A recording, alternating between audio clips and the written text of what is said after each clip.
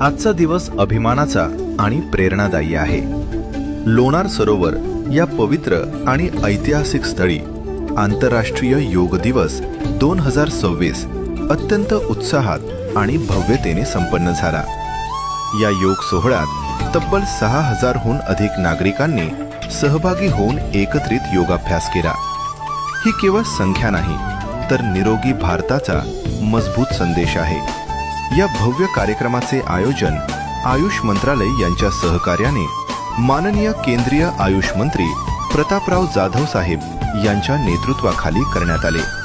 प्रतापराव जाधव साहेब हे या कार्यक्रमाचे प्रमुख आयोजक मंत्री म्हणून त्यांनी स्वतः पुढाकार घेत हजारो लोकांना योगाच्या माध्यमातून आरोग्यदायी जीवनशैलीचा संदेश दिला.